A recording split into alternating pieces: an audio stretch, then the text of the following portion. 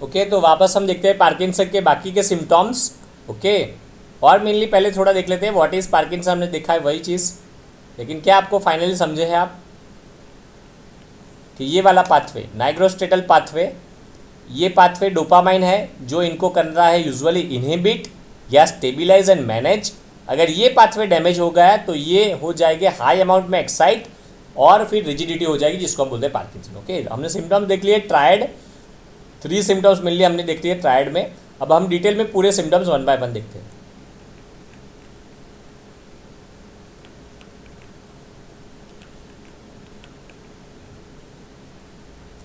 Okay, तो first symptoms क्या है आपका? ट्रेमर। ओके, ट्रायड में क्या 3 चीज़ें थी? Tremor, akinesia and rigidity. तो अभी हम देखेंगे व्हाट इज ट्रेमर। ट्रेमर 2 तरह के होते हैं, एक तो रेस्टिंग ट्रेमर, ओके, और दूसरा है रेस्टिंग ट्रेमर और दूसरा है वर्किंग ट्रेमर या इंटेंशन ट्रेमर बोलते हैं। ओके, तो यहाँ पे जो हो रहा है वो रेस्टिंग ट्रेमर और उसके साथ आएगा दूसरा इंटेंशन ट्रेमर। इंटेंशन ट्रेमर अगर सेरेबेलम में डैमेज होगा तो होगा, तो इंटेंशन ट्रेमर आएगा सेरेबेलम में। इंटेंशन मतलब आप कोई काम करने जा रहे हो वही आप उसको मिस कर जाते हो। तो फिंगर नोज टेस्ट, तो फिंगर नोज टेस्ट में फिंगर से आप नोज को टच करने वाले थे और टच अच्छे से नहीं कर पाए, तो उसको बोलते हैं इंटेंशन ट्रेमर। आपका इंटेंशन था कि मैं फिंगर से नोज को टच करूं, लेकिन आप नोज को टच नहीं कर पाए, इसको बोलते हैं इंटेंशन ट्रेमर। तो वो जब आप काम कर रहे हो उसी वक्त वो नहीं होगा, जैसे आप कागज को काट रहे हो और अच्छे से नहीं काट पाओगे, उसको बोलेंगे इंटेंशन ट्रेमर। लेकिन रेस्टिंग ट्रेमर मतलब अगर आप काम कर रहे हो तो कोई ट्रेमर नहीं होगा, लेकिन आप काम नहीं कर रहे हो, आराम से बैठे हो, तो आपका हाथ आपको ट्रेमर करता हुआ दिखेगा, जिसको बोलते हैं resting tremor. Okay, so tremor, Parkinson disease, the tremors occurs during the rest but disappears while doing any work। तो ये की कंसेप्ट है कि अगर आप जब काम कर रहे हो तो ट्रेमर चला जाता है और रेस्ट पे ट्रेमर दिखने मिलता है। लेकिन अगेन यू मस्ट रिमेंबर ये होता है इनिशियल फेज में, ओके, लेकिन लास्ट फेज में तो फिर इतना टफ होता है कि आप काम ही नहीं कर पाते, क्योंकि एक आइनेसिया तो हो ही रहा है। एक आइनेसिया मतलब क्या? Gradually the patient becomes unable to initiate voluntary activity. तो आप वॉलंटरी एक्टिविटी इनिशिएट अच्छे से नहीं कर पाते हो, इसको बोलते हैं एकानेसिया। कोई भी चीज़ स्टार्ट करने में बहुत ही देर लगती है और धीरे धीरे पूरा रिजिडिटी हो जाएगा, तो आप उसको काम ही नहीं कर पाओगे। तो काम ही नहीं कर पाओगे तो ये रेस्ट वाला चीज़, इसको मैं इसलिए ट्रिकली ले रहा हूँ क्योंकि कभी कभी लोगों को क्या लगता है कि हाँ रेस्ट में ट्रेमर है, काम करते हो ट्रेमर नहीं है, तो पार्किंसन वाले को रेस्ट में प्रॉब्लम होगा और काम करते वक्त ऑलमोस्ट नॉर्मल होगा। ऐसा मत समझो। ट्रेमर के लिए ऐसा है कि काम करते वक्त ट्रेमर नहीं है और रेस्ट में ट्रेमर है, लेकिन काम कब पाएगा? अगर ये सब अच्छा हो तो। इनिशियल ईयर्स में ओनली ट्रेमर देखने मिलेगा, पहले 5 साल 6 साल, लेकिन 5 साल 10 साल के बाद आप देखना वो काम ही नहीं कर पाएगा। तो ट्रेमर तो काम ही नहीं कर पाएगा तो रेस्ट जैसा ही दिखेगा, और रेस्ट है तो ट्रेमर भी कॉन्स्टेंट दिखने स्टार्ट हो जाएंगे। तो मेनली आप यही मान के चलो, ट्रेमर से ये मत समझ लेना कि पार्किंसन वाला रेस्ट में बीमार रहता है, काम करते वक्त अच्छा रहता है, ये मत समझो। पार्किंसन का ट्रेमर रेस्ट में बीमार रहता है और पार्किंसन का ट्रेमर काम करते वक्त अच्छा होता है। पार्किंसन पूरा मत समझो, पार्किंसन के ये ट्रेमर की ओनली बात हो रही है। ओके, तो there are 2 types of tremor, resting tremor and intention tremor. Okay, यहाँ पे जो ट्रेमर होगा उसको हम बोलेंगे रेस्टिंग ट्रेमर, क्योंकि ये रेस्ट पे होगा। इसको मनी काउंटिंग ट्रेमर भी बोलते हैं, पिल रोलिंग ट्रेमर भी बोलते हैं। जैसे आप पैसे काउंट कर रहे हो हाथ से, उस तरह की मूवमेंट आती है, क्योंकि ये फाइन ट्रेमर होता है। रेस्टिंग ट्रेमर कैसा होता है? Fine tremor, resting tremor. और कहाँ पे होता है? टर्मिनल पार्ट्स में होता है। तो टर्मिनल पार्ट्स मेनली आपकी फिंगर्स में होगा, हैंड्स में, कभी कभी रेयरली लेग में भी देखने मिलता है टर्मिनल पार्ट्स में, कि लास्ट आपकी टो के पार्ट में देखने मिले। लेकिन मेनली कॉमनेस्ट साइट कौन सी? आपको पेशेंट्स की फिंगर वाली साइट आपको कॉमनेस्ट देखने मिलेगी। तो पेशेंट की जहाँ पे फिंगर होगी वहाँ पे ट्रेमर आएगा, जिसको बोलते हैं पिल रोलिंग ट्रेमर या money counting tremor. Okay, so while doing any work so is called static tremor और resting tremor is also called drum beating tremor as the movements are similar to beating a drum. Thumb moves rhythmically over the index and middle finger, these movements are also called pill rolling. तो drum beating ठीक है, लेकिन main आप ये याद रखना, pill rolling movements या money counting tremor, ये दोनों बहुत ही IMP फाइनल में इसमें बार बार लिखना है आपको। सो यही लिखना है कि पार्किंसन में ट्रेमर होगा, ट्रेमर इज रेस्टिंग ट्रेमर और static tremor, not a intention tremor. Intention tremor आएगा सेरेबेलम में, एंड ये रेस्टिंग ट्रेमर टिपिकली सिमिलर होगा पिल रोलिंग मूवमेंट्स या मनी काउंटिंग मूवमेंट्स की तरह, और टिपिकली फिंगर्स और थम्स में देखने मिलेगा। लेग में रेयरली देखने मिलेगा। Okay, so this is all about tremor. Now akinesia में क्या होता है, पहले स्लो आएगा, बाद में ये काइनेसिया बंद हो जाएगा। तो सेकंड आती है slowness of a movement. So over the time movements are start slowing down. तो मूवमेंट्स कैसे हो जाएगी, स्लोनेस ऑफ मूवमेंट, कि मूवमेंट को स्टार्ट करना बहुत ही स्लो हो जाएगा, इसको बोलते हैं ब्रेडी काइनेसिया। ब्रेडी मतलब स्लो, आपने देखा ना ब्रेडी कार्डिया, हार्ट रेट 60 से लेस है तो बोलते हैं ब्रेडी कार्डिया। सेम वे ब्रेडी काइनेसिया मतलब काइनेटिक आता था व्हीकल, एक्टिवा के जैसा पुराना याद हो तो काइनेटिक मतलब मूवमेंट, और ब्रेडी काइनेसिया मतलब स्लो मूवमेंट हो गई। लेकिन की कंसेप्ट यहाँ के क्या बन रहा है, मूवमेंट स्टार्ट स्लो होती है, this is the word. Slow movement मत समझो, क्या याद रखो, मूवमेंट स्टार्ट स्लोज, क्लियर। इसके बाद अगर स्टार्ट स्लो के बाद ये स्टार्ट हो गई तो इतनी स्टार्ट हो जाएगी कि बंद ही नहीं कर पाता, क्योंकि उसको बंद करने में भी वापस मसल को कमांड देने और बंद भी वो स्लो कर पाएगा।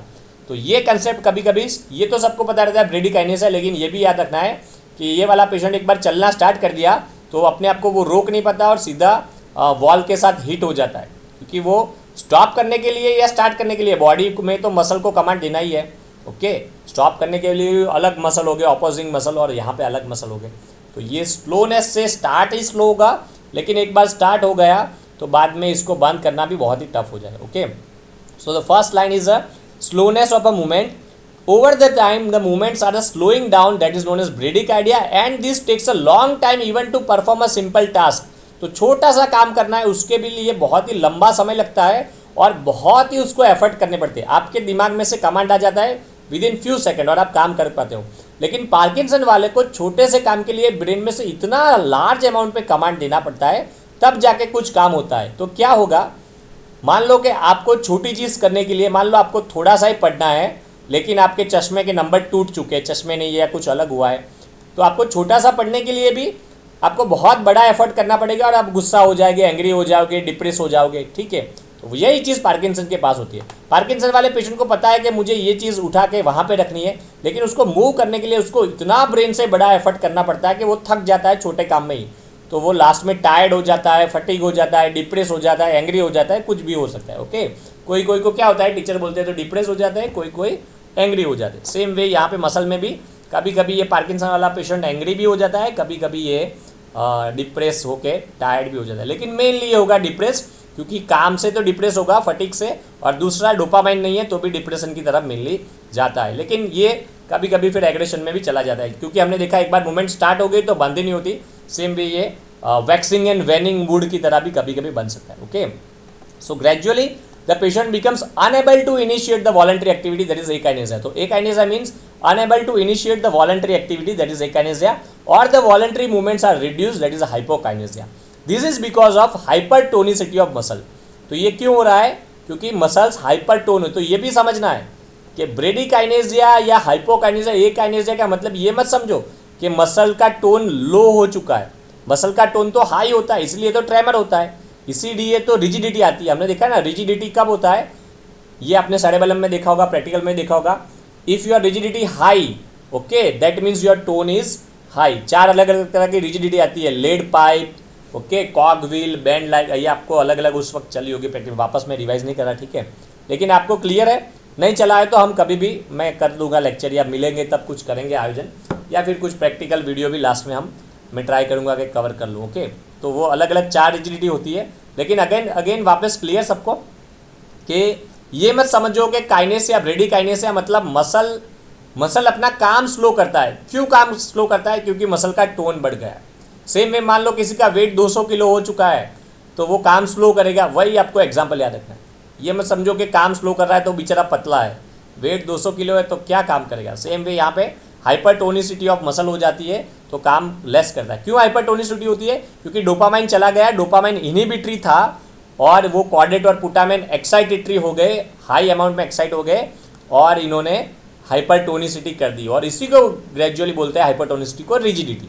ओके, तो रिजिडिटी करता है। Okay, so when the tremor becomes remarkable the disease causes slowing और freezing of movements followed by rigidity. तो रिजिडिटी आगे जाके होने वाली है। Okay, now poverty of movements मतलब बहुत ही स्लो मूवमेंट होगी। तो poverty of movement is all the loss of automatic associated movements because of the absence of automatic associated movement. तो पॉवर्टी ऑफ मूवमेंट मतलब आप अच्छे से ऑटोमेटिकली मूवमेंट नहीं करोगे, मतलब आप कुछ भी एक्सप्रेस नहीं करोगे, तो टिपिकली आता है मास्क लाइक फेस। क्योंकि पेशेंट कुछ भी सुनता है तो उसको हंसना आता है, स्माइल आती है या रोना आता है, तो पर ये सब वो नहीं कर पाता क्योंकि उसकी मूवमेंट इतनी स्लो है कि वो हंस नहीं पाएगा, तो आपको लगेगा मास्क लाइक फेस या statue like face. So the associated movement the body become statue like, the face become mask like due to the absence of appropriate expression like blinking and smiling. क्योंकि सारी movement slow है, वो नहीं कर पाता movement, तो face का expression भी नहीं दे पाएगा, तो मास्क लाइक फेस होगा या स्टैचू लाइक फेस होगा। Okay, now rigidity, what is rigidity? Stiffness of a muscle occurs in the limbs resulting in a rigidity of limbs. तो अगर रिजिडिटी का मतलब आपको क्या समझना है, मसल स्टिफ हो जाता है, मसल का टोन बढ़ गया, इसको बोलते हैं रिजिडिटी। अब आप अगर कोई भी मूवमेंट करते हो और कांस्टेंट रिजिडिटी रहती है तो इसको बोलते हैं लेड पाइप रिजिडिटी। ओके, अगर आप अपना हाथ मूव करते हो और कांस्टेंट रिजिडिटी रहती है तो लेड पाइप। अगेन ये प्रैक्टिकल का हिस्सा है, लेकिन मैं वापस थोड़ा बहुत ले रहा हूँ क्योंकि यहाँ पे नहीं समझ में आ गया। 4 रिजिडिटी अलग अलग होगी। पहली होगी लेड पाइप, तो आप देखो लेड के पाइप को आप मूव करो तो कांस्टेंट रिजिड फील होगा, इसको बोलते हैं लेड पाइप रिजिडिटी। हो सके तो इसका आप वीडियो भी सर्च करके देख लेना गूगल में, तो आसान हो जाएगा। ओके, तो lead pipe rigidity. Second rigidity क्या होती है? Cog wheel rigidity. Cog wheel rigidity मतलब रिजिडिटी आएगी चली जाएगी, आएगी चली जाएगी, आएगी चली जाएगी, इसको बोलते हैं कॉग व्हील रिजिडिटी। ये मैंने सेरेबेलम में भी आपको लिया था डिटेल में, मेरा लेक्चर वापस ऐसा तो सुन लेना, सेरेबेलम का एप्लाइड वाला पार्ट, तो भी समझ जाएगा। तो कॉग व्हील जैसे व्हील होता है वैसे रिजिडिटी आती है चली जाती है, तो उसको बोलते हैं कॉग व्हील रिजिडिटी। तो cog wheel rigidity actually lead pipe rigidity होती है, लेकिन लेड पाइप रिजिडिटी बीच बीच में टूट जाए तो उसको बोलते हैं cog wheel rigidity. Okay, second one. Third one आती है क्लास्प नाइफ स्पास्टिसिटी, और इसको रिजिडिटी का भी हिस्सा बोलते हैं। तो क्लास्प नाइफ मतलब आप चाकू जैसे बंद करो तो इनिशियली रिजिडिटी आएगी लेकिन बाद में पूरी चली जाएगी, तो इसको बोलते हैं क्लास्प नाइफ स्पास्टिसिटी, और ये रिजिडिटी का हिस्सा है। और चौथी बोलते हैं hysterical rigidity. Hysteria typically young female को होती है, जो मॉडल्स होती है यंग फीमेल होती है, जो उसको स्ट्रेस है अपने पोस्चर पे या मतलब टेंशन, जैसे मॉडल है, हीरोइंस है, इनको ये होता है यूजुअली। तो इनमें क्या होता है, यंग एज में रिजिडिटी आती है, कुछ होता नहीं है लेकिन उनको बस फील होता है कि रिजिड है रिजिडिटी। आप अगर उसको चेक करोगे तो और वो अपनी रिजिडिटी बढ़ा देगी, वो टिपिकली साइन है हिस्टेरिकल रिजिडिटी के। तो 4 रिजिडिटी हो गई, lead pipe, cog wheel, clasp knife and hysterical. Okay, तो यहाँ पे कौन सी रिजिडिटी आएगी? Lead pipe rigidity. लेकिन लेड पाइप रिजिडिटी के साथ ट्रेमर्स भी है तो वो हो जाएगी आपकी कॉग व्हील रिजिडिटी। तो यहाँ पे नहीं लिखा क्योंकि ये मैंने शंभू का लिया है, लेकिन गाइटन में आपको वर्ड मिलेगा कॉग व्हील, क्योंकि मैंने इसलिए शंभू का लिया है क्योंकि शंभू में एलोब्रेट किया है अच्छे से, गाइटन में क्या है आधे पेज में ही फिनिश कर दिया है, तो आप एग्जाम में लिख नहीं पाओगे। लेकिन वो मैं अभी वर्बली बोल रहा हूँ गाइटन वाली चीज़ें, जैसे मैंने यहाँ पर भी आपको ट्रायड दिखा दिया पहले ही, तो मैं वर्बली भी कवर कर रहा हूँ ये सारी चीज़ें, तो आपको अंडरस्टैंड हो जाएगा। ओके, मैंने ट्रायड जैसे दिखाया, ओके, यहाँ पे मैंने जैसे ट्रायड दिखाया तो ये सब गाइटन का है। ओके, और गाइटन का मैंने जैसे पिक्चर में भी बोल रहा हूँ कि वो डैमेज हो रहा है और ये सब होता है, ठीक है। तो अभी वापस हम क्या देख रहे हैं, कॉग व्हील रिजिडिटी। ओके, तो कौन सी रिजिडिटी होगी पेशेंट्स को? कॉग व्हील रिजिडिटी, क्योंकि लेड पाइप का अगर बीच बीच में टूट जाता है लेड पाइप रिजिडिटी तो उसको कॉग व्हील में कन्वर्ट हो जाता है। लेड पाइप मतलब कांस्टेंट रिजिडिटी, और रिजिडिटी अगर बीच बीच में जा रही है तो उसको बोलते हैं cog wheel rigidity. Clear? Okay, now तो अगर ट्रेमर बीच में आ रहा है तो उसको बोलेंगे लेड पाइप रिजिडिटी। तो again stiffness of the muscle in the limb resulting in rigidity of the limb. Okay, क्यों होता है ऐसा? क्योंकि टोन बढ़ गया है। The muscle stiffness occur because of increase muscle tone which is due to the removal of inhibitory influence of a gamma motor neurons. तो आपको ये मसल स्पिंडल में चला होगा अल्फा एंड गामा, वहाँ से आपको याद रखना है कि अगर गामा ने अपना काम करना बंद कर दिया, इनहिबिटरी इन्फ्लुएंस आपने गामा का हटा दिया, तो मसल टोन बढ़ जाता है। इस तरह से आपको याद रखना है। तो that's why tone increase in both flexor and extension muscle equally, so the limbs become more rigid like a pillars. तो कोई सारी जगह पे ये भी लिखा है कि दोनों फ्लेक्सर एक्सटेंशन का रिजिडिटी हो गई तो उसको बोलते हैं लेड पाइप, किसी एक का ही हुआ तो उसको बोलते हैं क्लास्प नाइफ। अलग अलग जगह पे अलग अलग मेंशन है, तो यहाँ पे लेड पाइप ले रहे हो तो दोनों का रिजिडिटी बढ़ गई तो हो गया लेड पाइप रिजिडिटी। लेकिन आप लिखना 100% ये भी लिखना कि कॉग व्हील रिजिडिटी भी होती है, क्योंकि रिजिडिटी पे सुपर इम्पोज ट्रेमर होते हैं, उस वक्त रिजिडिटी थोड़ी थोड़ी चली जाती है, तो ये कॉग व्हील रिजिडिटी भी दिखती है। देन अ गेट मतलब क्या? पेशेंट को चलने का बोलना है। तो पेशेंट को मान लो आपने एक रूम में चलने के लिए बोलना है, तो आप इमेजिन करो कि रूम के एक छोर से दूसरी छोर पे आप 5 या 10 स्टेप में ही मूव हो जाते हो। अगर मान लो छोटा सा रूम है तो आप 5